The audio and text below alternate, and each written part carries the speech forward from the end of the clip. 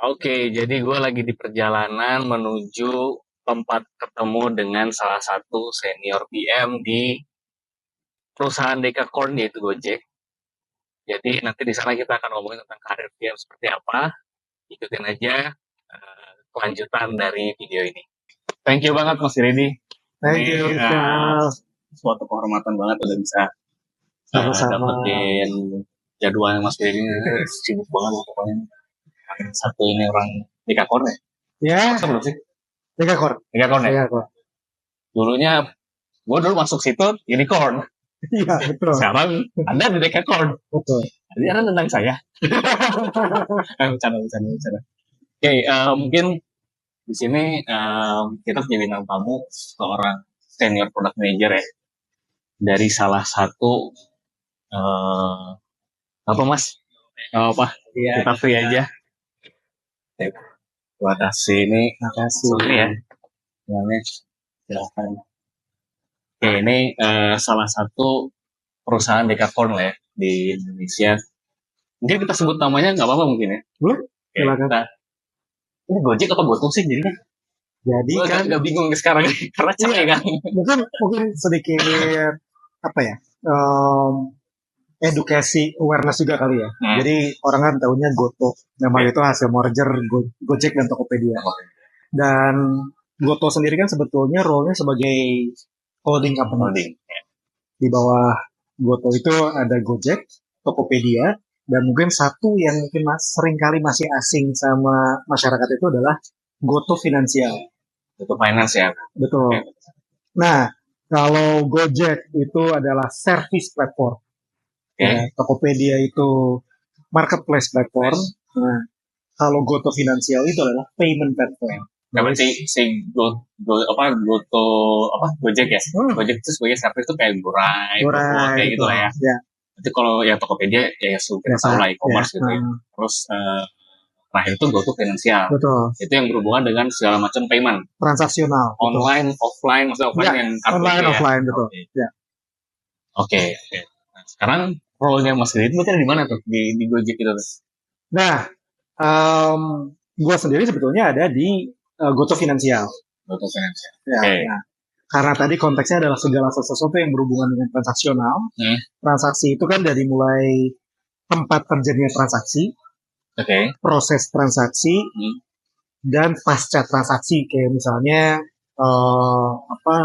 dana yang harus diberikan ke toko, ke merchant, atau gimana dana itu diambil dari si penyedia pembayaran kayak bank atau payment provider gitu ya. Nah, gue kebetulan ada di proses tengah, proses transaksi. Sedikit menyentuh di bagian ujung depan tempat transaksi dan sedikit menyentuh bagian belakang ketika proses settlement. Itu disbursement kayak gitu-gitu. Disbursement betul. Nah, proses transaksi ini kan pada akhirnya adalah tentang metode pembayaran. Nah, dari sekian banyak metode pembayaran, kebetulan gue handle-nya semua yang berhubungan dengan pembayaran menggunakan kartu. Baik itu kartu fisik maupun kartu virtual. Betul. Kalau misalkan kayak GoPay itu termasuk kartu virtual? Nah, GoPay itu sebetulnya, jadi kalau kita lihat kan dia sebetulnya role-nya ada dua. Dia sebagai e-money dan sebagai e-wallet. Iya. Kalau di e-wallet, nanti ketika mungkin teman-teman juga banyak nanti kalau yang mendownload aplikasi GoPay, ketika yang melakukan pembayaran, nanti akan ditanya lagi payment methodnya mau menggunakan apa. Ada ada e-money yang lain, kemudian juga ada kartu juga gitu ya, kartu kredit maupun kartu debit gitu ya. Itu GoPay yang baru di aplikasi yang GoPay yang baru, betul. Yang UI-nya lebih keren lah ya. UI-nya mungkin diperuntukkan untuk generasi sekarang gitu. Beda banget soalnya dari UI ini ya, dari desain yang ada di Gojek gitu kan. Soal aplikasi GoPay-nya sendiri beda banget gitu. Kayaknya ini ada target market yang baru gitu. Iya. Kelihatannya seperti itu. Betul. Berarti sekarang Mas Ridi itu di GoTo Financial, dimana itu semua yang berhubungan dengan payment itu Mas Ridi yang sebagai senior. Ya. Oke. Dari GoTo Financial itu mungkin tadi sedikit introduction udah ya. Berarti kegiatan ini berarti ya Sekarang tuh udah kantor full ya? WFO ya? WFO maksudnya? Iya, WFO masuk. enggak, full. Semua full. Masih ada beberapa kesempatan untuk bisa WFH. Dan sebetulnya juga sebenarnya kalau secara working arrangement masih dianggap masih fleksibel. Nah, cuman Cuti masih unlimited ya? cuti masih unlimited, betul. Cuman memang sekarang lagi didorong, dianjurkan, di-encourage untuk kerja dari kantor. Ya, memang ya kita kan lihat juga kan sebenarnya Gojek itu lagi untuk juga untuk tidak positif kan. Ya, kalau betul. kita kan udah paling juga kan ya. Betul. Kita pengen ada tidak positif supaya apa namanya secara worknya tinggi ya otomatis harus pengen apa namanya official di tinggi lah gitu. Supaya lebih tepat. Nah, ini ngomong mundur dikit ya, mundur dikit. Berarti udah kalau misalkan di dunia, jangan ngomong startup lah, mungkin dunia IT ya. Dunia IT-nya sendiri, Mas Grady itu dari kapan? Udah berapa lama? Kalau dunia IT-nya sendiri mungkin udah, jadi pertama kali masuk dunia IT itu kan di tahun 2010. 2010. Itu udah 14 tahun. Ya, baru lulus ya. Makasih lah. Orang sadar berarti tua juga ini sama ya 2010 baru lulus. 2010 dan betulnya kan waktu 2010 sih belum banyak ya company yang dibuild di Indonesia sendiri yang bukan extension atau representatif dari perusahaan IT yang ada di luar gitu. Baru MTP baru itu kan betul. Gue masih ingat banget tahun 2014, 2013 itu lagi gencar-gencarnya Gojek bener-bener lagi launch banget. Itu masih ada promo tuh 10.000 kemana aja. Si ojeknya. Halo, ojeknya. Nah, ojeknya ya. Jadi belum ada tuh GoPay itu belum ada. Belum ada. Jadi gue inget tuh, gue dari rumah gue di daerah Jakarta Selatan, ya. Oke. Naik waktu itu kantor gue masih di daerah Jakarta Pusat kan. Lumayan ya. Nah, 10.000. Pusatnya yang mana? Kan gue gak enak juga ya. Pusat sebelah mana maksudnya? Pusat itu deket Harmoni. Oke. Deket Harmoni situ ya, deket stasiun kereta Juanda situ. Oke. Daerahnya apal banget kayaknya. Apal banget. Nah, itu guanya yang naik Gojeknya juga pegel, driver ojeknya juga pegel. Dan sebenarnya kan gue bayar lebih dari 10.000 juga nggak ada apa-apa sebetulnya kan gitu kan. Jadi ngasih tips lah. Kalau pikir-pikir nggak tips dibanding sama rate-nya gedean tipsnya sebenarnya gitu. Nah gue masih ingat banget sih, itu masih awal-awal banget. In fact sebetulnya in terms of familiarity ya. Waktu itu sebetulnya orang masih lebih familiar Tokopedia dibanding Gojek. Ya. 2013 2014. Nah, karena pada saat itu online store sebetulnya udah lebih familiar dibanding ride hailing app. Ya. Karena kalau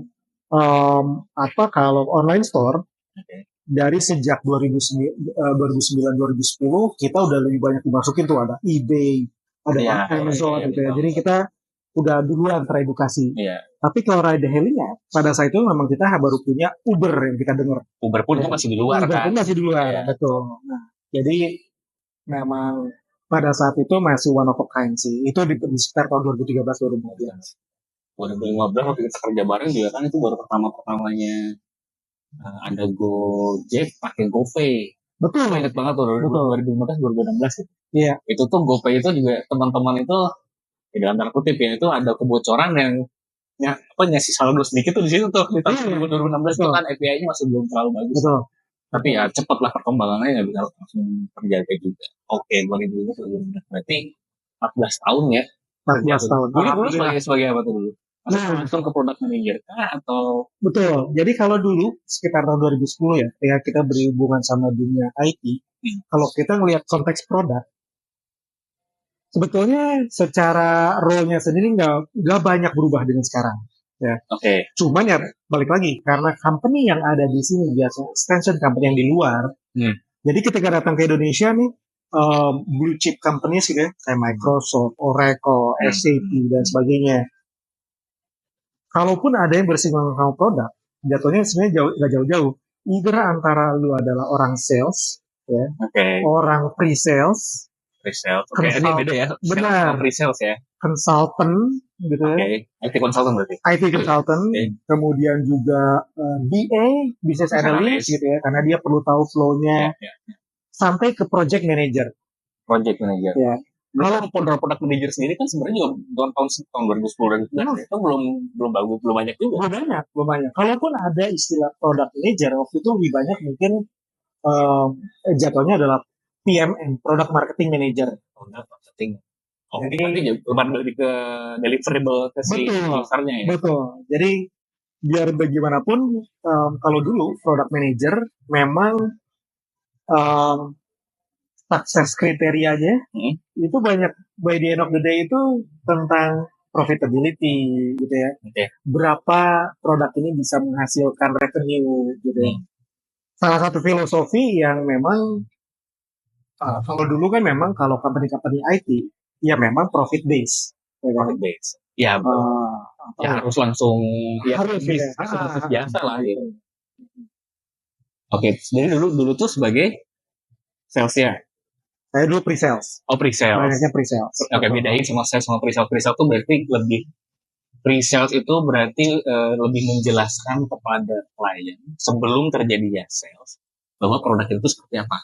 Kayak gitu bukan? Betul. Paling kalau boleh direvisi sedikit, bukan sebelum terjadinya sales, tapi untuk mendukung supaya salesnya terjadi. Betul. Oh, Oke, berarti ya kalau sebelum terjadi sales berarti banyak kan marketingnya segala macam. Ini udah lebih menjurus lah untuk bisa. Betul. Jadi biasanya kan kalau kita dulu sales kan berarti harus ngasih proposal. Ya. Nah, proposal ketika kita usernya udah lebih deep requirement-nya, ya mau gak mau kita juga mesti ada technical proposal. Menjelaskan kalau produk tersebut ternyata fitur by fitur seperti apa. Kalau mau integrasi itu API by API kayak gimana. Arsitekturnya yang dipropos seperti apa, kayak itu mungkin lebih teknik lah. Oke. Dari pre-sales terus itu sampai ke tahun berapa tuh pre-sales? Pre-sales itu sampai ke betul. Mulainya 2010 pre-sales. Kalau 2010-nya sendiri gue masih di PMO. Oh, PMO. Masih PMO. Nah, itu untuk project management office. Jadi nge-manage helicopter view ketika produk-produk luar diimplementasi di Indonesia. Oh, berarti sih ya produk luar kan berarti ya? Benar. Oke. Jadi kan mungkin lo kebayang ya, lo ada produk diimplementasi di klien-klien di Indonesia, ya, udah pasti ada troubleshooting, ada isu sana sini. Pasti. Ya. Namanya juga produk IT. Betul. Jadi isunya itu bisa technical issues gitu ya, bisa kalau gue bilang non-technical issues, mungkin kalau gue breakdown lagi itu biasanya ada communication issues. Ya. Contoh gue bilang, kalau gue gue kasih lo mobil bannya 4 ya. Oke. Iya, lo bilang kan. Hanya iya doang. Tapi kemudiannya sering berjalannya waktu, lo mikir, bentar lo kasih gue 4 tambah 1 server apa enggak? Ya kan? Hal-hal seperti itu. Ya, kadang-kadang kan nggak bisa dipungkiri, nggak semua bisa dielaborate di awal. Ya kan? Nah, jadinya ada communication. Akhirnya ada discrepancy masalah delivery. Gitu kan. Nah, biasanya harus bisa di-tag itu. Oh iya, ternyata kalau ini jadi harus di-deliver, ini tuh impact ke timeline tuh kayak gimana sih gitu kan. Nah, akhirnya banyak ngobrol sama project manager. Ya kan? Berarti beda ya, project management officer dengan project manager beda ya? Beda. Karena biasanya kita yang ngumpulin info dari project manager gitu ya. Kita yang ngumpulin info juga. Kita berusaha align dengan ekspektasi dari klien juga, customer juga gitu ya, bahwa ini project harusnya timeline-nya seperti ini. Critical path-nya seperti ini. Ternyata di tengah-tengah ada perubahan. Itu nggak cuma perubahan karena dari sisi kita sebagai orang yang mau delivery-nya ya. Dari klien juga kadang-kadang, kemarin gue denger lo ada fitur ini, gue pengen tambahin dong. Gitu. Jadi itu semua ada request gitu. Change request. Gitu. Nah, hal seperti itu gitu. Baru setelah itu gue join salah satu IT consultant lokal ternama pada saat itu. Tempat saya bekerja juga kayaknya. Tempat bekerja juga. Yang itu bukan? Yang itu di PMP. Yang itu betul. Tapi sebelum terbentuk menjadi tempat kerja yang waktu kita bekerja bareng. Oke. Nah, di situ baru kemudian gue jadi pre-sales. Oh, di situ mulai pre-sales. Baru mulai jadi pre-sales. Berarti pre-salesnya tahun berapa? 2000 Itu pre-salesnya berarti mungkin 12, 14. 2000 sebentar. 2012 lah, 2012. 2012. Oh, 2012. 2012 berarti setelah 3 tahun baru gue join situ ya? Ya, betul. Itulah kita ketemu di produk. Di situ juga kita sebenarnya kan gimana sih, ada waktu itu ini gue salah satu orang yang dipilih sama sendiri itu sangat terhormat banget. Apa namanya, udah gitu saya harus milih lagi kan nih mana nih gitu kan, akhirnya ada dari dapat ke situ itu banyak banget ya. Ini karena Mas Dedi itu dulu atasan gue ya. Jadi dulu tuh gue banyak banget belajar tentang manage tim yang secara bukan yang kerja banget gitu. Jadi ini yang gue rasain ya. Jadi pada saat itu yang gue pelajarin bahwa nggak selalu jadi leader itu harus nge-push kerja pecutin kerja gitu, enggak gitu. Jadi nah dari situ gue merasa tuh setelah gue jadi leader sekarang sangat berpengaruh ternyata ya. Gue tuh mikirnya tuh dulu kayak leader tuh berarti harus ketat, harus kaku segala macam begitu kan. Sama sendiri tuh kayak jauh aja gitu, jadi beda banget. Sama banget ya kerja kayak gitu. Sebenarnya gue lebih ngasih alternatif sih kalau ya. Kalau lebih ngasih pilihan karena gini, gue kan sebetulnya mengkompensasi itu dengan by the way, gue bukan orang yang punya technical background cukup kuat. Gue nggak punya coding background. Iya, benar. Untuk bikin produk yang bagus, flow itu user story itu mesti kuat. Ya. Itu sebabnya waktu itu ngerekrut Biskal. Karena Biskal dengan analytical thinkingnya itu add something valuable ke dalam tim. Nah, tapi kalau kita ngomongin leadership ya, gue kan waktu itu ngerasa kalau gue sampai mencut orang untuk sesuatu yang gue nggak pahami, gue bukan leader, gue dictator, kayak gitu. Nah, jadi gue mengkompensate itu.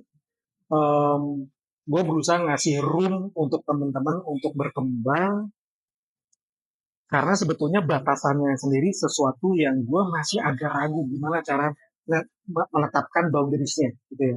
Kayak kalian harus ngerjain ini, kalian harus ngerjain itu, tapi at some point sampai titik mana dengan gue juga pada saat itu belum punya technical knowledge yang kuat, jadi gue lebih banyak bebaskan. Nah, tapi sisi yang lain, gue berusaha kuatkan di man-to-man manajemennya. Gue tuh sangat ingin mengenal teman-teman lebih dalam. Ya, gue percaya waktu teman-teman datang ke kantor, ya, yang bikin teman-teman perform itu adalah bukan ketika teman-teman ada di kantor 8 jam kerja. Ya. Itu impacted di 14 jam sebelumnya, ya, dan 14 jam setelahnya. Gue salah gitu nggak? 16 jam. 16 jam sebelumnya dan 16 jam sebelumnya. Jadi kalau teman-teman ada masalah di rumah, ada masalah dengan anggota keluarga, kemudian kelelahan, ada aktivitas, gue sangat yakin itu pasti berpengaruh. Iya, betul sih. Nah, itu sebabnya kalau gue bisa bantu dikit aja mendengarkan itu pun kalau teman-teman ingin bercerita gitu ya, gue akan more than happy untuk meluangkan waktu itu.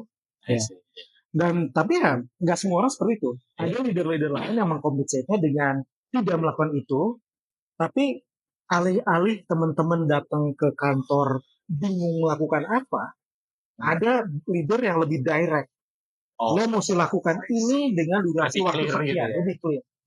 Artinya ada objektifnya itu mulai dari time frame dan sebagainya udah lebih jelas gitu, lebih jelas. Nah, jadi terserah teman-teman nanti akan memilih jalur yang mana. Gak ada kata benar atau salah. Iya, betul. Ibaratnya kalau bola, gue dari dulu tuh selalu terpengaruh dengan cara manajemennya Alex Ferguson. Pasti. Ya, harus gitu. Sebagai MU United gitu ya. Sebagai United. Jadi kita selalu mikir kayak kadang-kadang terlepas apakah dulu lu pemain bola atau bukan, lu masih bisa manage tim. Tapi ya sih, ada bagaimana pola gitu ya. Kalau misalnya Jose Mourinho juga kan nggak bukan dia juga bukan bola ya. Tapi kalau misalnya lu zaman sekarang manajer data driven banget, ya Erling Haaland itu selang Ya, banyaknya lari dari sisi kiri apa sisi kanan gitu ya. Nah, di zaman gue itu belum, ya, di zaman ya. gue belum, Karena belum, teknologi belum, juga belum sangat betul. juga. Dan belum segranular itu, ya kan. Kalau sekarang, kalau dulu gue jadi PM gampang. Produk lu untuk bikinnya butuh cost berapa? Kemudian dalam waktu 1 hingga 2 tahun ke depan, apa yang lo achieve? Oke. Achievement dengan cost itu seberapa sepadannya, Padannya. ya. Yang Kapan mana ROI gitu. betul, gitu. Karena terkadang kalaupun bukan revenue, ya, kalaupun gue tidak bisa menjadikan ROI, gue akan balikin lagi nih ke manajemen. Dengan achievement seperti ini dan cost seperti ini tuh sebenarnya masih sesuai nggak dengan visinya company. Kalau lebih seperti itu. Oke. Nah, ya ini ya balik lagi ya bahwa gue kemarin tuh pernah posting di IG bahwa sebenarnya orang sebagai untuk bisa menjadi produk itu nggak harus. Jadi mau dari manapun itu lu sebenarnya bisa gitu sebagai product manager. Kalau coding berarti tetap kita harus belajar codingnya lah ya. Jadi kalau sebagai product manager itu at least kita tadi harus memperkuat user story di mana user story-nya itu tuh kan kita harus meningkatkan empati kan pada user gitu kan. Empathy kan. Tadi kalau misalnya sebagai leadership kan berarti empathy pada tim juga kan. Ya, betul. Itu harus tinggi sehingga betul banget. Kita juga delivernya sesuai dengan modalnya si user gitu kan. Betul. Tapi mungkin additional ya. Dan ini datang dari orang yang nggak punya background IT ya. Banyak orang ngomong kayak gitu kan. Oh, gue nggak perlu punya technical background untuk jadi PM. At some extent betul. Tapi bukan berarti itu mencegah teman-teman untuk belajar. Iya, pasti. Ya. Karena dalam konteks PM, technical background, technical knowledge itu dari gimana pun akan sangat membantu teman-teman untuk develop better product. Iya. Ya. Jadi jangan itu jadi apa ya, sesuatu yang kemudian akhirnya jadi mengekang teman-teman untuk tidak mempelajari technical terms gitu. Nah, karena pada akhirnya teman-teman mau bikin produk yang bagus, biasanya barrier-nya adalah technical circumstances gitu ya. Oh, kita masih belum bisa nih kayak gini. Apa nih? Apa circumstances itu gimana maksudnya? Contoh misalnya ya, kalau kita pengen bikin, misalnya berkaca dari kondisi gue gitu ya. Misalnya kita pengen bikin produk dengan, let's say apa ya, reliability-nya 99,9% misalnya. Nah, ya kita pengen kayak gitu ya. Tapi kita mesti aware bahwa 99,9% reliability ini bergantung dengan berbagai macam hal. Ya. Si aplikasinya itu cukup efisien dan efektif nggak dalam menjalankan tugasnya. Gitu ya. Artinya kita kan sekarang udah banyak API driven ya. Kita udah microservices. Udah sangat jarang kita banyak depend sama monolithic frame. Sedikit lah. Betul. Walaupun masih ada. Walaupun masih ada ya. Kan terkadang karena memang dibutuhkan. Gitu ya, karena dibutuhkan gitu. Nah, dalam kondisi kayak gitu, jumlah servicesnya, kemudian apakah untuk melakukan payment ini dibutuhkan nggak synchronability gitu ya? Bisa nggak payment itu terjadi secara asinkronus? Nah, hal kayak gini kan hanya bisa kita kemudian bilang bahwa oke, gue pengennya kayak gitu kalau kita punya technical knowledge gitu. Ya, technical knowledge. Betul. Kalaupun kalian nggak punya teman-teman mungkin punya technical knowledge yang sangat terbatas, pastikan teman-teman punya tim ya surrounding yang punya technical knowledge yang cukup dan mumpuni dan memang ingin ngasih tahu itu ke teman-teman gitu ya. Ada beberapa kadang-kadang kan surrounding yang sifatnya pasif. Kalau nggak ditanya ya nggak jawab. Gitu. Nah, kalau mereka ditanya nggak jawab, artinya teman-teman sebagai PM itu selalu harus tahu cara menanyakan pertanyaan yang tepat. Iya. Ya kan? Karena essential skill sebagai PM yang gue tahu ya, itu tahun 2019 tuh risetnya adalah communication. Betul. Karena gini, kalau misalnya communication itu artinya gini, teman-teman nggak punya background apapun gitu kan, mau dari background manapun, kalau misalkan cara komunikasinya enak, lo dapet sesuatu gitu Betul. kan. Itu gue setuju bang. Iya kayak gitu. Itu gue setuju bang. Karena si ini kan disebutnya probing skill ya. Oke. Bagaimana Teman-teman cara cari aja sendiri apa kayak gimana. jadi itu cara kita menggather informasi dari orang. Itu kan berlaku hanya kita terhadap tim teknikal, Iya. kita ke user juga gitu. Betul. Kita harus selalu tahu kayak kita nggak bisa sekarang kalau mau bikin produk cuma sekedar nanya, "Wah, lu butuhnya apa sih?" gitu. Kita nggak bisa. Ya. Iya, itu ada Henry Ford bilang kalau misalkan apa namanya, lu kalau saya nanya ke calon user saya dulu bahwa apa yang kamu butuhkan adalah kuda yang lebih cepat gitu kan. Iya. Kuda lebih cepat, kuda masih segitu aja gitu. Betul. Akhirnya dia bikin mobil. Gitu. Yes. Artinya bukan kudanya yang lebih cepat, tapi kalau orang ngomong kayak gitu, kita harus tahu bahwa oh itu tuh mobilitasnya. Iya, betul. Definisi cepat itu kan jadi harus lebih tangible kan.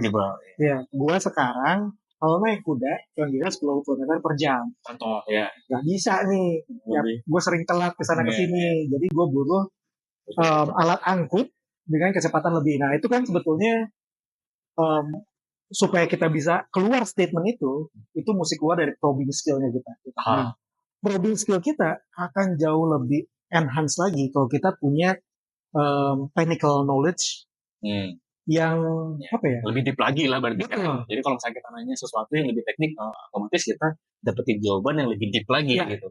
Ya.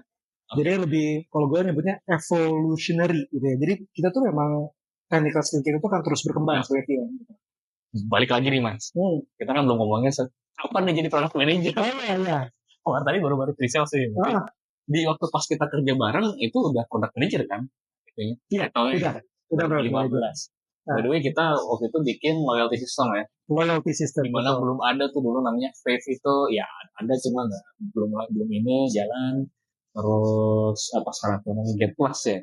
Get Plus juga belum ada. Itu belum ada. Kita udah bikin, tapi untuk B2B ya waktu itu kan. B2B, betul. Banyaknya kita untuk B2B. Kita waktu itu setnya ultimate goal-nya untuk B2C. Untuk B2C. Cuman ya strategi lah itu mah ya. Betul.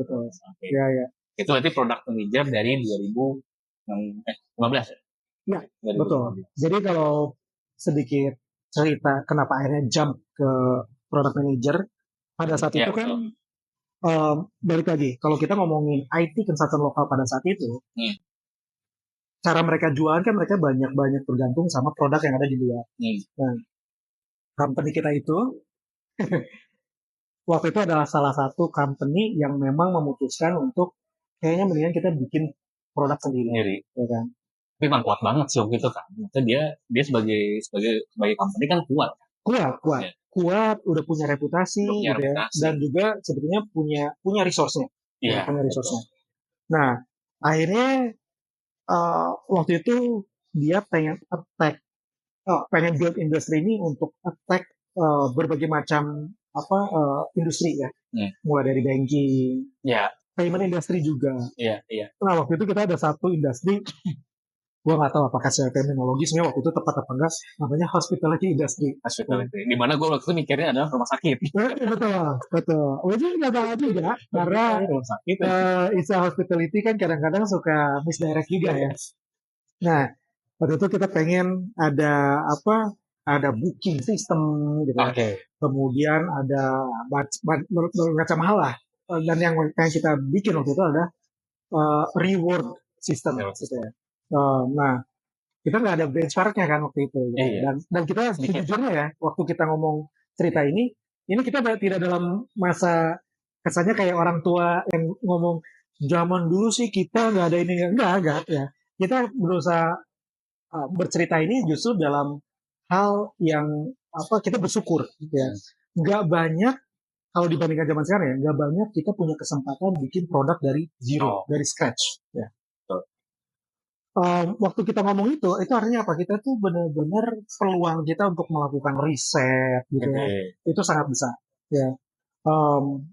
Dan itu juga waktu pertama kali teman-teman tim Riskal itu terbentuk, hal pertama yang kita lakukan adalah lo mau back end engineer ya, lo mau QA, lo mau BA ya, Yang lo lakukan pertama kali adalah lo riset di luar sana tuh ada sistem loyalty itu apa aja sih. Compare lah. Kita ngumpul dan kita brainstorm gitu. Itu sih yang pertama kali. Dan kenapa gue akhirnya waktu jadi PM, karena CEO company kita pada saat itu, gue nggak tahu apakah boleh sebut namanya apa enggak ya.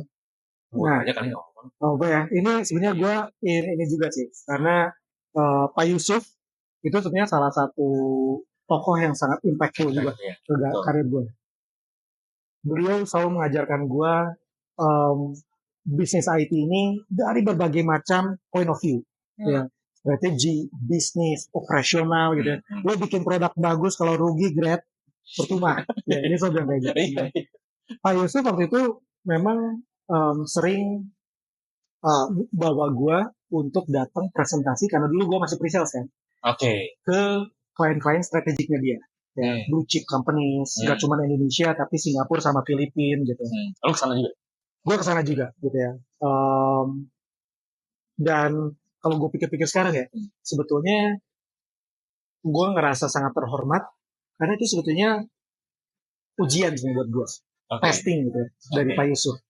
Cuma lo pikir Pak Yusuf nggak bisa kayak gitu? Pak Yusuf bisa gitu ya. Apalagi dia backgroundnya teknik juga kan. Apalagi dia backgroundnya, bayangin Pak Yusuf itu backgroundnya dulu IBM loh.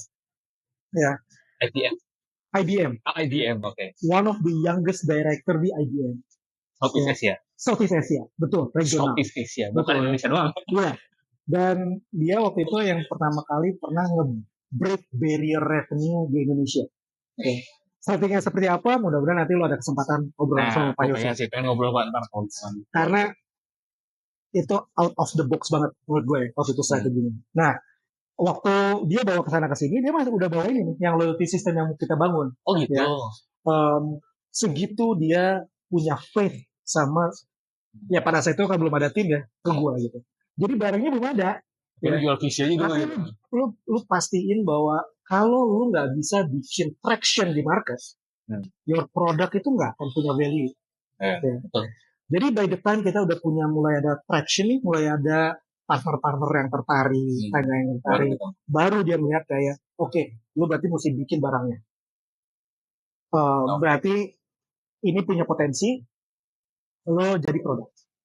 Jadi produk baik. Itu pertama. Itu baru di build timnya. Baru di build timnya. Ya waktu itu adalah diskusi kayak, lo bisa nggak masih pakai tim orang lain dan sebagainya.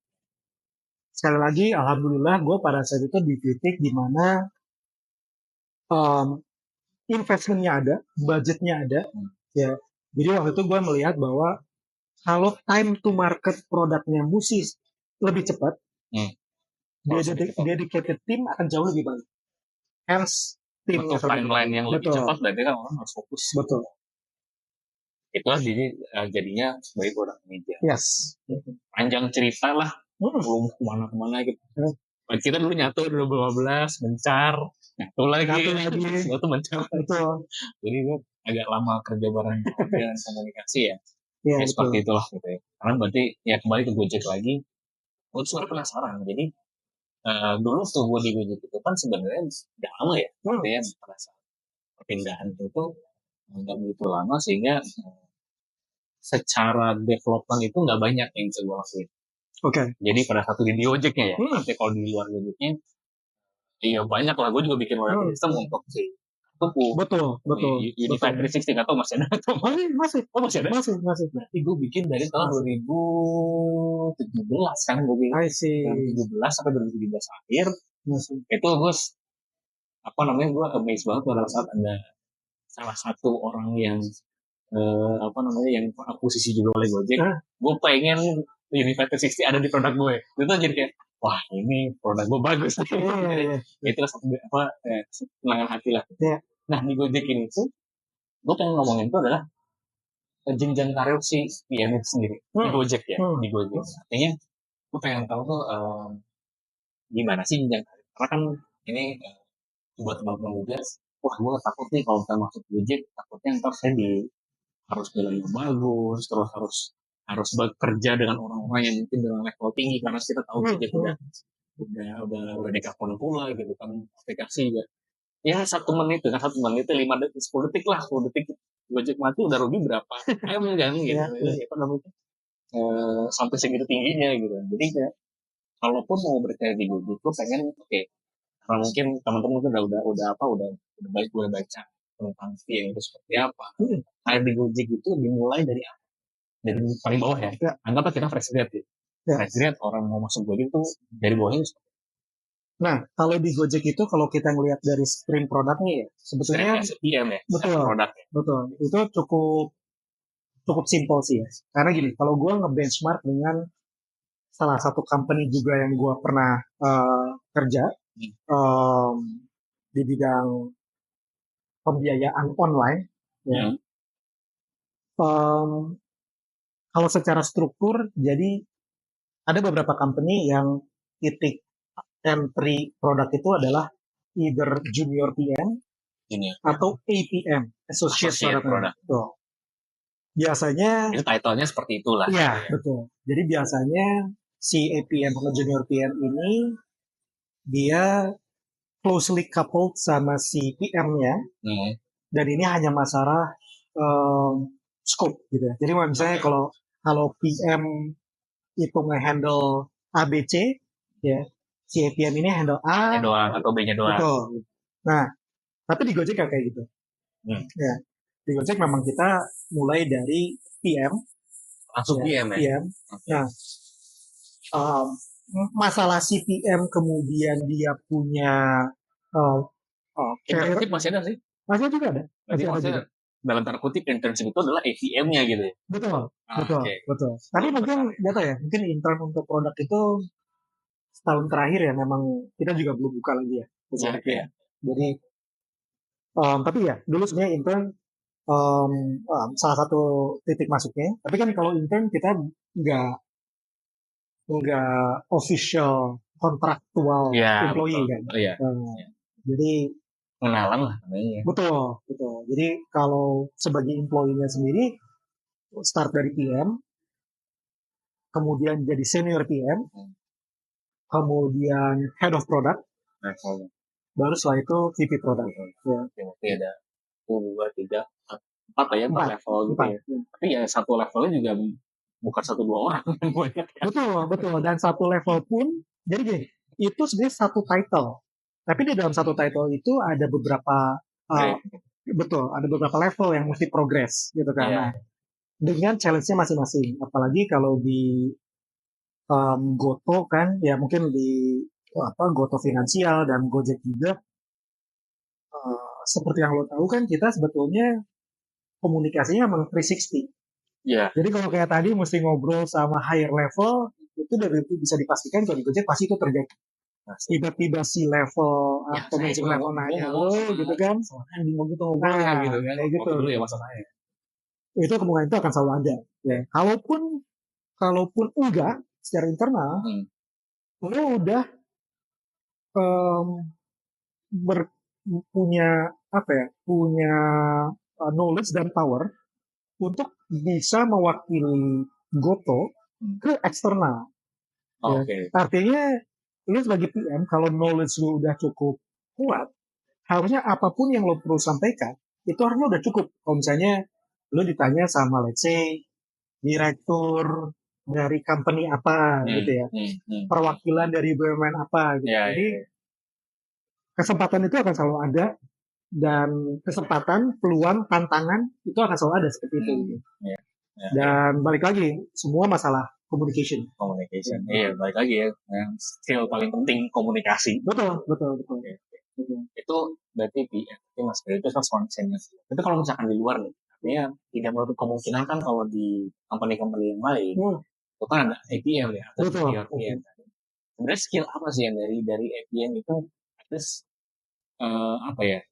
perlu gitu ya? Yang paling penting dari APM ke jadi APM itu skill apa yang paling penting sehingga dia bisa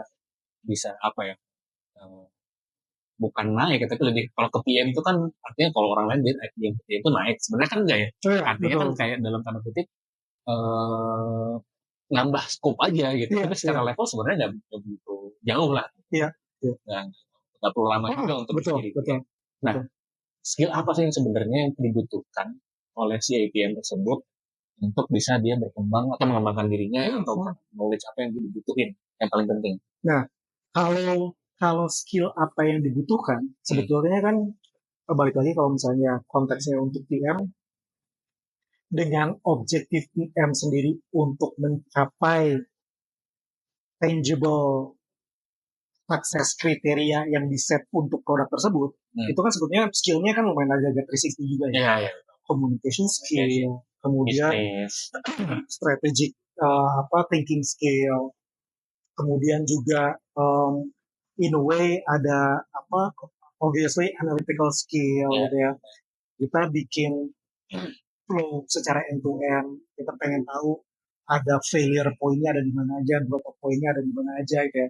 Skill-skill itu pasti bahkan yang tadinya dari nol pun akan dipaksa untuk dikuasai oleh dia.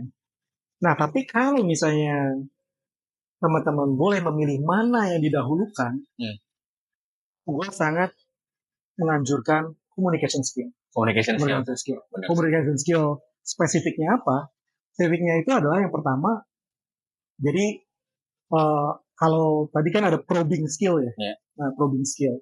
Nah, probing skill cara kita bertanya ya, cara kita berusaha mendapatkan informasi sedetil mungkin ya, sehingga akhirnya bisa membantu kita mendapatkan full requirements produknya posisi seperti apa, atau dapatkan insight baru gitu. Betul.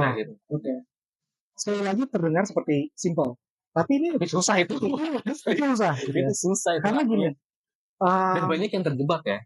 Betul. Gue melihat bahwa ada IPM yang baru mulai, atau bahkan PM pun yang gue pernah ketemu juga sama head of PM terjebak juga dari situ. Jadi gue kayak udah dari atas itu berarti lu ya itu yang harusnya apa dikerjain dulu gitu. Benar. Dan seringkali gini, jadi cara bertanyanya dengan apa ya? Jadi kalau gue bilang cara bertanya itu jadi gini. Kerap kali probing skill itu bukan interrogating skill. Ya. Terkadang kita duduk sejam sama user, kemudian bertanya secara intens dengan pertanyaan yang sudah disiapkan, itu belum menjamin juga sebetulnya. Ya. Karena terkadang cuma 10 menit 20 menit dapat ya. Iya betul. Ya. Dibanding misalnya gini, gue misalnya gini, user kita misalnya dari tim, let's say kalau nggak bisnis gitu ya, marketing atau enggak operasional misalnya. Ini maksudnya internal ya? Internal ya, user internal lah misalnya. Aplikasi kita ya. Nah itu misalnya kita minta diundang ke weekly meetingnya mereka, ya, supaya kita tahu sebetulnya problem-problem apa sih gitu ya, yang disebutkan di dalam meeting itu, yang terkadang orang juga cenderung suka kelupaan waktu pas lagi giliran ditanyanya ya. Masa lalu apa sih sebetulnya gitu. Dia nggak tahu gitu cara menggambarkan dalam kata-kata, tapi itu mungkin tergambar di dalam satu meeting gitu. Oke. Nah, dan itu nggak kita tanya kan, artinya kita menjawab bahwa connecting the dots. Betul. Gitu kan. Artinya ada orang bisnis nih gitu, orang A, orang B, orang C bilang A, bilang C, berarti beda-beda, tapi kita paham nih maksudnya dari situ gitu. Iya, betul. Ya. Jadi kalau gue suka ada analoginya gini Kal, lo mungkin kenal gue lah, gue tuh termasuk orang yang paling males ngomongin horoskop. Ya kan? Ya, paham. Tapi gini, kalau misalnya lu PM, ya, kemudian lo misalnya anggapnya misalnya gini, untuk bikin satu solusi yang tepat untuk user, ya. Kemudian gue kasih analoginya misalnya gini, kalau gue pengen bikin produk Aquarius, ya, berarti gue perlu tahu requirement yang cocok itu dari Pisces, misalnya. Ya kan? Itu kan jatuhnya kayak, gue gak mungkin nanya sama user kayak, bintang lo apa? Gitu kan. Ya. Nah, pertama itu kita nggak tahu apakah itu akan relevan apa enggak, gitu ya. Atau sebetulnya usernya juga belum tentu mau ngomong, ya kan. Artinya apa? Kalau misalnya kita lagi PDKT sama user, terkadang kan cara kita bertanya pun gak straight to the point sebetulnya. Ya, kita perlu tahu dulu, lo selama ini ngerjainnya apa sih, gitu ya. Lo selama ini punya kendala apa gitu. Kita nggak perlu langsung trip bahwa lo tuh sebetulnya ada masalah ini, kemudian solusi yang mau kita bikin tuh ini. Karena kita nggak seperti itu. Nah, si probing skill ini itu juga akan berevolusi, ya. Nggak secara nggak secara deep, tapi bisa secara meluas juga. Cara lu bertanya ke si level, ya, dengan cara lu bertanya ke peer itu akan beda-beda. Akan beda macam-macam. Kemudian intensitasnya juga akan beda-beda. Gitu. Dan sejujurnya kalau ditanya, lo nanya nih misalnya sama gue cara yang terbaik kayak gimana? Beda semua. Sebetulnya bukannya nggak ada cara yang terbaik, tapi teman-teman baru bisa define apa yang terbaik itu seiring berjalannya waktu. Itu mau gak mau. Itu apa namanya jam terbang lah. Betul, akhirnya jam terbang akan menentukan. Karena emang secara kalau yang gue tahu, yang gue lihat ya, yang gue baca, itu nggak ada teori yang memang, oh ini pasti bener nih gitu. Iya. Kayak betul. Istilahnya kayak seni lah gitu kan, seni berkomunikasi gitu, abstrak. Tapi lu kalau misalkan semakin lama lu ngasah, ya semakin tajam lah ya. Betul.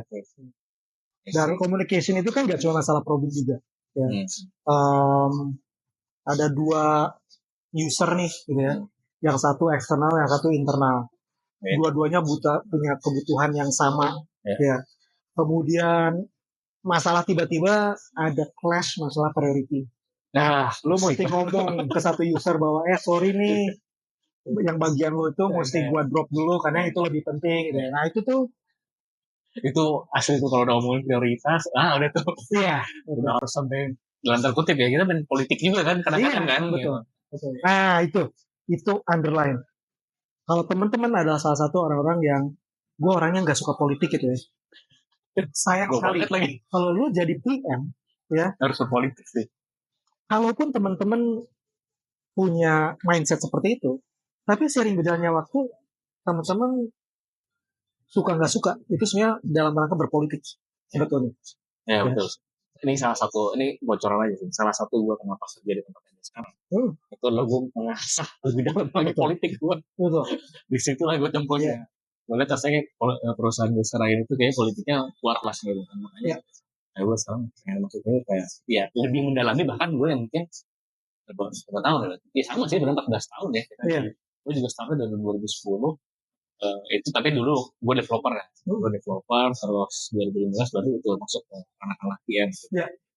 Itu juga balik lagi ke apa namanya skill yang gue butuhkan itu mengasah komunikasi. Itu balik lagi itu ke 2015 baru ke 2000 enggak, gue DA ya dulu ya. DA itu 2012 lah. Itu balik lagi ke sana gitu. Artinya bukan artinya gue di IBM komunikasi selesai, dia nggak perlu komunikasi, enggak juga. Tetap harus jalan.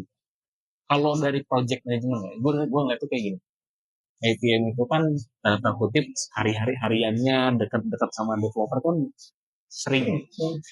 Project management itu seberapa penting, karena menurut gue kayaknya IBM juga harus tahu tuh kan bikin timeline kayak gimana, bikin eksekusi kayak gimana, monitoring si apa namanya developer seperti itu sangat penting ya.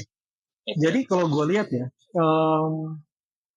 dan mereka ya mungkin gue dalam konteks gue pernah jadi project manager juga gitu ya.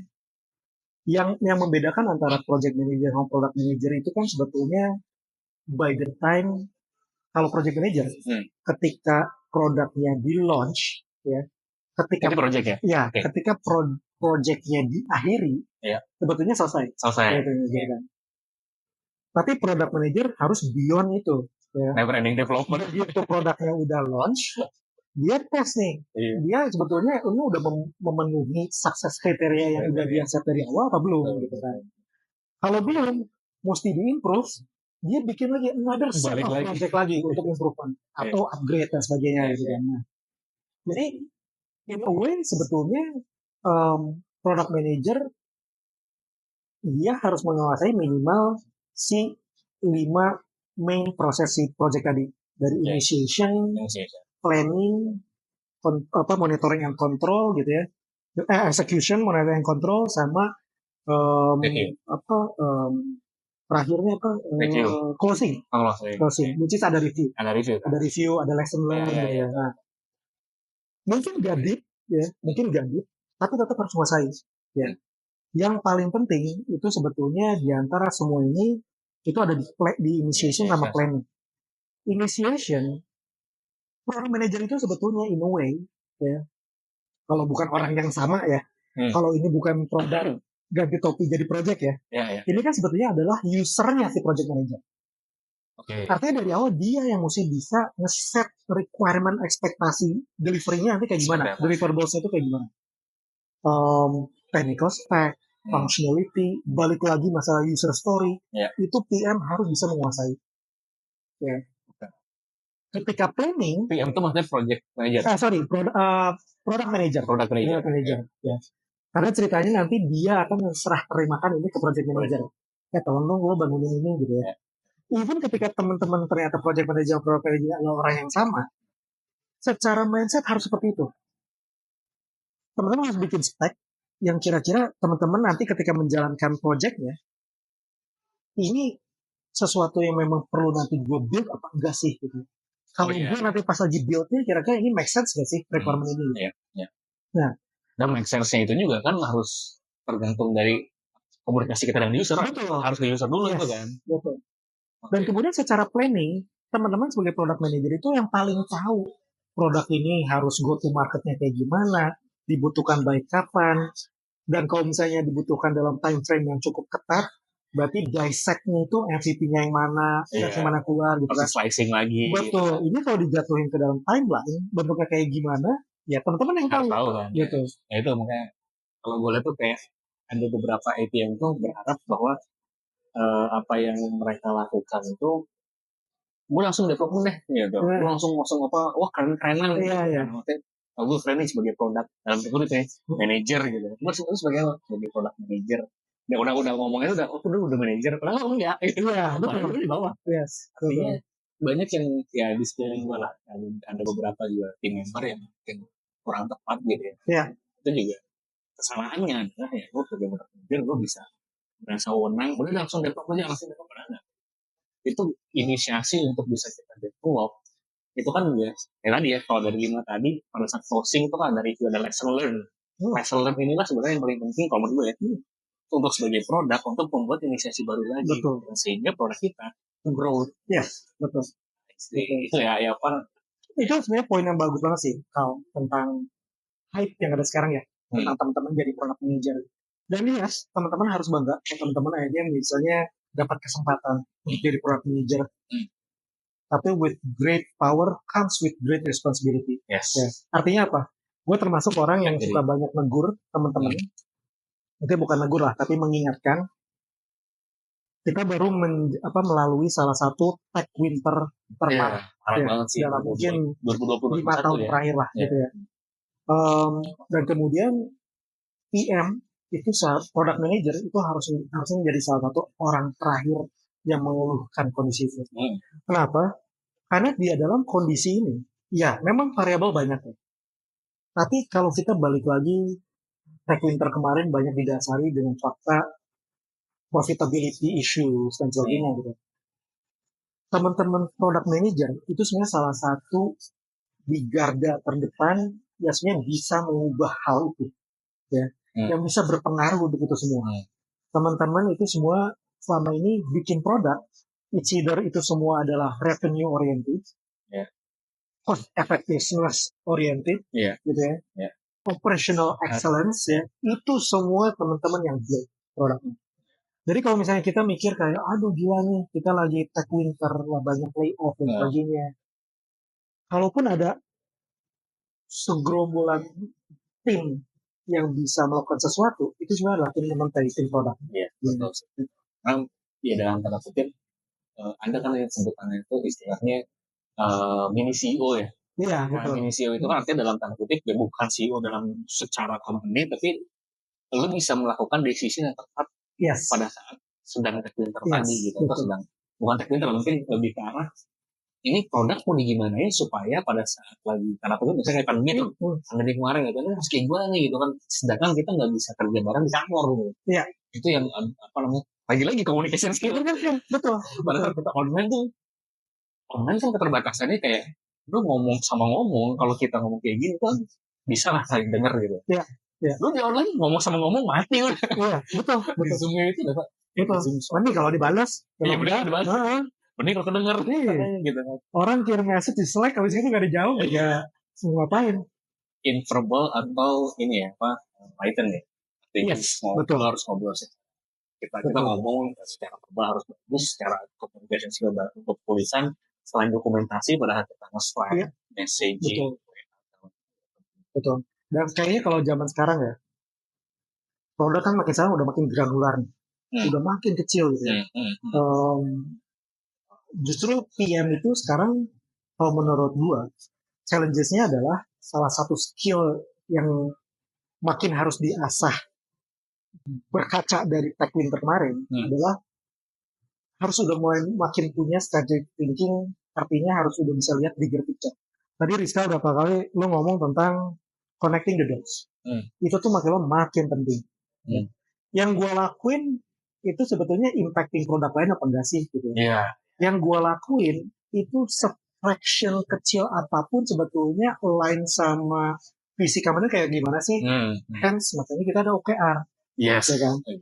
Makanya itu kan turun dari atas supaya strategi yang dilakukan inline gitu kan. Betul. Ya. Gue ngeliat gue ada satu tokoh lagi ya, yang sebenarnya gue sangat sangat gue kagumi. Ya. Itu Pak Adrianus dari CEO and founder Julo. Oh Julo, oke. Ya. Gue ngerasa dia mungkin salah satu CEO yang memang very product oriented. Ya. Oh gitu. Artinya mindsetnya itu benar-benar produk banget gitu. Karena kan nggak banyak ya CEO yang. Nggak banyak yang kayak gitu gitu. Dan dia more than willing to spend so many time of his time untuk focusing ke produk. Ya. Dia bisa duduk sama ATM menjelaskan produk apa yang dia anggap akan berpotensi. Bukan dia minta untuk bangun ya. Beda. Karena kalau PM duduk sama CEO dan CEO bilang, gue pengen lo bikin produk ini. Ya harus jalanin. It's a top down instruction. Kalau ini enggak, ini brainstorm. Menurut gua kayaknya kedepannya yang bagus tuh akan ada kebutuhan seperti ini. Coba lo pikirin produk apa yang kira-kira cocok seperti ini. Nah, berarti lebih ke arah dia juga gather information dari bawah gitu. Yes, betul. Oh, dia 360 menurut gua. Dia berusaha gather dia punya visi berdasarkan historical background-nya dia di industri tersebut. Dia coba lihat potensi yang muncul dengan komunikasi dia dengan regulator. Ya. Dia banyak turun langsung juga ke market, gitu kan. Anything yang memang sama ini dilakukan oleh seorang PM. Gue ingat dia pernah ngomong kayak gini. OKR itu sebetulnya orang sering bilang sebagai North Star. Oke.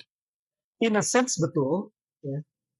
Tapi sebetulnya kalau kita balikin lagi ke yang mungkin lebih down to earth ya, lo biasanya kerja. Ya, oke lah, lo mengejar passion lah. Tapi by the end of the day, lo kerja ngapain sih? Cari duit. Cari duit. Lo nungguin tanggal 25, tanggal 28 dapat gaji. Yang ini tanggal 1 ya? Tanggal 1. Nah, jadi OKR itu sebenarnya harusnya adalah secondary layer dari itu. Ya. Orang kerja jadi PM untuk dapat gaji, tapi begitu dia lagi buka laptop, everything yang dia mau lakukan itu achieve si OKR-nya, di second layer-nya. Ya. Dan itu tuh nggak boleh sesuatu yang sifatnya benar-benar kompleks, sophisticated. Enggak. Ya. Itu harus dimulai dari yang paling mudah. Gitu. Makanya gue ingat Pak Adrianus salah satu yang believe bahwa OKR itu harus layer. Di level C-level, itu OKR-nya adalah gue mesti punya profitability sekian. Gue punya cost sekian gitu ya. Tapi profitability dipecah lagi. Di bawah itu berarti lu revenue mau sekian, user harus sekian. Action sekian. Register user segala macam gitu kan. Ketika dia di PM, dia harus sudah ada di layer yang memang menurut dia itu harus bisa dia kejar within time frame yang tentukan itu. Iya, tentukan itu. Yang mau di-achieve kan. Betul. Quarter lo di Gojek quarterly belum? Oke, ada quarterly belum? Quarterly, enggak, kita semester. Oh, semester. enak ya, 4 quarter ya, capek juga. Sebenarnya enak gak enak ya, karena nggak enaknya adalah em, terkadang ini benar-benar baru bisa lihat apakah ini acceptable apa enggak ketika end of semester. Iya. Tapi Artinya sekali yang nggak kenal, betul, itu banget. lu punya waktu hanya another semester untuk improve itu gitu. Iya benar juga sih. Jadi ya ada. Iya. Oke. Ini ada 2 terakhir ya. Jadi ini ada satu. Jadi gue punya teman dari The Design Thinker. Rizky Mardita. Kemarin gue bisa podcast sama dia. Nah, pertama sih gue pengen tanya SDLC. SDLC yang ada di, kan tadi ngomongin tentang FDM. FDM itu hari-hariannya ya pasti SDLC kan. Betul. Belum mau dari inisiasi, terus dia harus grooming, jalanin sprint, udah gitu review, itu kan betul. SDLC lah. SDLC di Gojek itu sendiri. Itu sebenarnya sekarang tuh kayak gimana? Gitu ya. Artinya apakah ya mungkin nggak tahu relate nggak dengan teman-teman sekarang gitu. Gue juga pengen tahu sekarang kayak gimana gitu ya. Itu yang pertama. Terus yang kedua, itu gue pengen nanya itu PRD penting nggak sih di sana? Kenapa? PRD itu penting. Itu jadi gue apa ya? Itu salah satu yang gue lihat tuh ya dari teman-teman IM, dari IM bahkan gitu. Kan sehari-harian mereka juga mungkin bukan pengen ya, harusnya bikin PRD gitu ya. Tapi yang gue lihat waktu mereka juga sulit gitu untuk bisa bikin PRD. Tapi kalau misalkan lu, ya kembali lagi tadi ya, pada saat kita ngomongin tentang komunikasi, bukan hanya penulisan saya, tapi verbal pada saat kita grooming, itu kalau misalnya kita bisa menjelaskan, terus bisa jalan, produknya achieve, buat apa PRD gitu. Itu yang menjadi polemik gitu. Jadi waktu yang dipakai untuk PRD ini bisa jadi kita lebih insightful kalau kita datang ke user misalnya. Nah, ada 2 itu ya. Jadi gue pengen tahu di Gojek sekarang tuh SDLC-nya seperti apa. Yang kedua, di Gojek penting nggak PRD? Ini kisah berbata 2 nih. Kalau udah ngomong enggak, kan Gojeknya enggak. Jadi gini, gue malah mungkin gue balik dulu ya. Gue mulai start dari yang poin nomor 2 dulu. Kita sebetulnya nggak ada, kita hanya punya rule of thumb bahwa eksekusi produk untuk bisa masuk ke dalam sprint itu pakai PRD. Ya. Oke, rule of thumb salah satu itu. Satu itu. Okay. Nah, tapi balik lagi karena itu rule of thumb. Dia kan balik ke PRD masing-masing. Ya kan? Gue sebenarnya salah satu orang yang ngerasa bahwa the most countable deliverable CPM itu harusnya PRD. Ya. Betapa dia bisa bikin PRD cepat waktu supaya bisa masuk ke dalam development dan selesai sebelum di launch. Ya kan? Itu aja udah challenge tersendiri. Ya. Tapi dalam PRD ini kita nggak bisa salah-salah. Ya. Level of detailness, which is itu mencakup backgroundnya, kemudian problem statementnya. Wah ini susah banget nih problem statement. Itu harus problem statement itu susah banget. Masa lalu tuh apa? Yang mau solusi itu apa? Ya. Kemudian solusinya apa? Gitu ya. Kemudian bahwa benar problem ini terselesaikan oleh solusi ini tuh cara kita ngukurnya gimana? Itu semua harus tercantum di dalam PRD. Harus menurut gua. Ya. Karena hanya itu yang kita bisa bikin engineering manager itu punya sense of ownership juga terhadap apa yang dia develop. Dia ngerti yang mau dia develop apa. Ada impact-nya juga terhadap user. Betul. Gue ngerjain itu impact-nya kemana sih gitu kan. Betul. Tapi having said that, terkadang ada beberapa isu yang, jadi ada 2 case. Pertama mungkin ada beberapa problem yang cukup straightforward sehingga lo nggak butuh PRD untuk lakukan. Contoh kayak misalnya gini, lo ada development yang memang ini datangnya dari regulator misalnya. BI lah, nggak BI ya. Dan itu tuh memang hanya sebatas mengubah 1 atau 2 hal di produk lo. Di produk lo. Okay. Ya. Apakah lo butuh PRD? Sebenarnya balik lagi. Kalau memang time frame-nya mencukupi, sebaiknya iya. Tapi kalau tidak, yang gue bisa suggest ke teman-teman adalah lo tetap mesti pastikan semua stakeholder ya dalam konteks ini adalah si engineering manajernya, developernya, tim data. betul. Itu semua paham dengan apa yang terjadi. Semua pas activity yang dilakukan, ketika orang melihat title activity-nya, itu tahu bahwa ini merujuk ke Kemana? ke inisiatif tersebut. Nah, yang kedua adalah masalah apakah lu butuh PRD atau enggak. Ada satu PRD yang sebetulnya kalau menurut gua itu semi mandatory lo buat kalau misalnya itu mengandung banyak hal yang pada akhirnya itu selalu jadi rujukan. Nggak cuma untuk developer. Contoh, lu ada table of information, ya. Misalnya kayak error code atau respon code gitu ya, yang lu mesti build dan ini baru gitu ya. Otak manusia kan terbatas. Lu nggak boleh. Berarti kayak dokumentasi untuk kedepannya lu bisa merujuk ke dokumentasi itu. Betul. Gitu. Itu harus ada. Iya, gitu. Iya, betul. Atau enggak fitur-fitur yang memang lu secara user story, gue butuh ada 30 skenario. Dan gue mesti ada PRD-nya. Ya. Karena jangankan untuk developer atau QA, lu sebagai PM pun, lu pasti lupa. Jadi itu rasanya sebagai analis lu gitu. Itu sih yang pertama. Nah, dari situ merujuk ke yang poin nomor 1. Yang SDLC ya. Gue cukup bersyukur setelah bekerja di berbagai macam tempat gitu. Gue mulai dari yang waterfall pun gue pernah. Iya. Gue tuh udah pernah di kita di 2016 kan juga waterfall. Gitu. Nah, di Gojek kita menganut agile yang cukup simple menurut gue. Ya. Oke. Jadi gue bilang cukup simple. Kenapa? Karena the Scrum POV of the sprint itu bahkan bisa di manage oleh PM atau IM. Lu bahkan nggak perlu Scrum Master.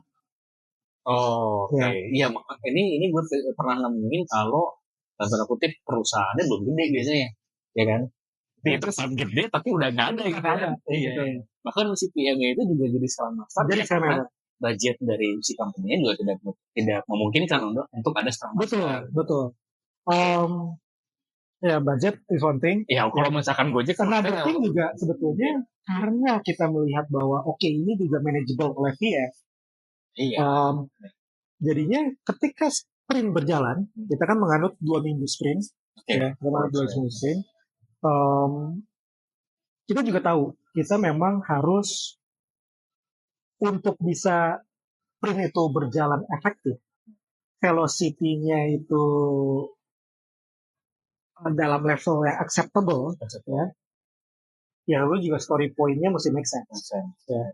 Artinya apa? Artinya memang kita kan prosesnya adalah kita ada sprint planning, ya. Di sprint planning kita masukin semua backlog yang kita mau masukin dalam sprint tersebut, kita assign story point-nya berapa banyak untuk masing-masing aktivitas, berjalan sprint 2 minggu, ya. Dengan di sini dalam 2 minggu ini balik lagi kita ada keluar masuk. Pas juga ada di drop down, ada yang masuk. Di akhir sprint kita ada retro, ya. Kemarin kenapa banyak banget yang keluar masuk? Kenapa banyak keluar masukin? Kenapa banyak yang keluar? Kenapa banyak yang masuk? Gitu ya. Kemudian kalaupun banyak keluar masuk, kenapa kita tetap nggak bisa achieve deliver semuanya, gitu kan? Nah, hal seperti itu. Nah, kalau menurut gue nggak tahu. Even dulu pun, kalaupun misalnya gue join company yang memang mengadopsi Scrum Master, tapi gue tetap merasa walaupun product manager konteksnya pasif, tapi dia tetap harus ada di dalam siklus itu semua. Ya. Yang menurut gue paling banyak membantu, ya kenapa PM harus ada di dalam itu semua, itu nanti akan banyak berpengaruh ke balik lagi communication skill kita. Ya. Waktu lo retro, ya, dan engineer kasih tahu, gue ada isu di sini, isu di situ, lu dengan fungsi bahwa mereka secara jujur mengungkapkan bahwa itu masalah. Iya. Ya. Kalau enggak, mungkin banyak info-info yang bisa lo dapatkan ketika lo lagi makan siang sama mereka. Baik lagi, it's all about How you gather information. Politics lagi kan, lu harus datengin si engineer ya, ngobrol lagi di luar kantor. Iya. Lebih itu sih. Oke. Berarti kalau ini gue coba simpulin ya. Gue tuh punya ini sih, punya SDLC sendiri ya. Gue bikin sendiri. Jadi gue pikir tuh ada 5D. Ini sebenarnya gue ngobrol sama Febrian Cek. Ya, teman kita juga kan. Tapi kita pas di company itu tuh ini banget ya, scatter banget tuh di situ kan. Gue coba memperbaiki sama dia. Dulu tuh kita bikin 4D framework. So gue pikir sekarang kayaknya jadi 5 deh. Gitu. 5 itu discovery tadi, initiation, terus bikin PRD, terus ya problem statement, semua tuh di sini nih, discovery. Apa sih yang mau diperbaiki, cara ngukurnya gimana gitu, semua di sini. Terus masuk ke fase desain. Desain ini tuh bisa jadi desain as a UI UX atau mungkin desain secara teknikal. Arsitektur segala macam bisa di sini juga nih. Gitu. Yang ketiga itu development. Development tuh ya SDL, sprint yang jalanin, retronya segala macam, terus sprint sprint ceremonial semua tuh di sini. Yang keempat itu ada delivery. Delivery itu maksudnya ya GTM-nya lah, gitu kan. Kita go to market caranya gimana, terus kita mana yang bagus, mana yang harus yang tepat gitu tuh di sini. Yang terakhir itu data. Ini gue 5 ini tuh mau gue jadi buku sebenarnya. lagi jalan. Gue kan tanggal mainnya. Mudah-mudahan cepet ya. Mudah-mudahan cepet. Jadi 5 ini tuh gue lagi bikin buku supaya jadi teman-teman ini punya arahan. Punya arahan sehingga pada saat lo masuk sebagai APM, lo bisa dapetin cepat untuk naik. Betul. Satu terakhir. Jangan ngomongin Gojek ya. Dari 2016, ya 2015-an itu kan mau APM masuk. Untuk APM sendiri, range gaji yang gue tahu dan APM. Sampai sekarang ya, artinya dari 2015 sekarang lah. Range APM itu sekarang berapa sih? Range APM ya. Kalau gua tuh, jadi gini, ada 2 sebetulnya ya. Kan ada APM yang datangnya masuknya dari internship kan. Iya. Sepengetahuan gua, untuk yang jalur tersebut, kayaknya itu masih single digit. Single tapi di bawah 10 lah ya. 10 ya. Tapi ini other companies dengan memang fulfilling posisi APM, kan menurut gue sih kayaknya udah double digit ya sekarang semua. Gue sih belum pernah dengar yang berarti 2016 yang single digit. Iya. Oke, berarti untuk yang kalau gue sih ngeliatnya teman-teman kalau mau jadi PM ya now is the time ya. Maksud bukan now is the time. At least sampai let's say 5 tahun ke depan pasti ada sih, pasti butuhin banyak. Menurut gue product manager masih salah satu the most appreciated profession ya sekarang gitu. Kenapa? Karena mungkin balik lagi, even kalau menurut gue ya bahwa teman-teman worth gaji tersebut ya memang dengan accountability yang kalau menurut gue kalau lu compare ya sama engineer ya, engineer kan memang very requirement driven. Teman-teman sebagai PM akan lebih punya flexibility di situ.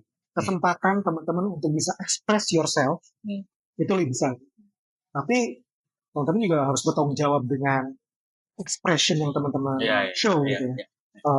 Jadi kurang lebih seperti itu gitu. Maksudnya kalau gue lihat sekarang tuh menurut gue pekerjaan PM itu very very appreciated ya.